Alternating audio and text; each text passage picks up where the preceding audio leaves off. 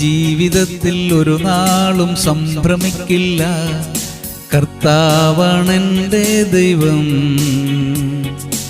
അവൻ എന്നെ സഹായിക്കും, ശക്തനാക്കും, ബലം കയ്യാൽ താങ്ങി നിർത്തും.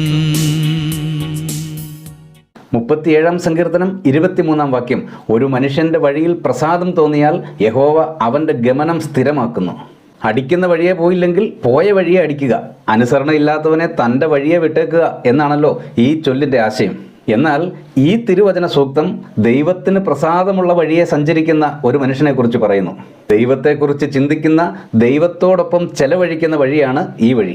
ദൈവവുമായി സംസാരിക്കുകയും ദൈവത്തിന് മുൻഗണന നൽകുകയും ചെയ്ത് സഞ്ചരിക്കുന്ന വഴിയാണ് ഈ വഴി.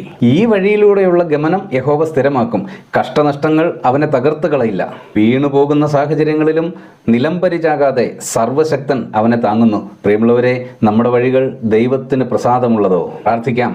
അത്യുന്നതനായ ദൈവമേ, അങ്ങ് ഇഷ്ടപ്പെടുന്ന വഴികളിലൂടെ നടക്കുവാൻ അടിയങ്ങളെ സഹായിക്കണമേ. വീഴ്ചകളിലും കഷ്ടനഷ്ടങ്ങളിലും കൈപിടിച്ച് നടത്തണമേ. യേശുക്രിസ്തുവിൻ്റെ ധന്യനാമത്തിൽ തന്നെ, ആമേൻ.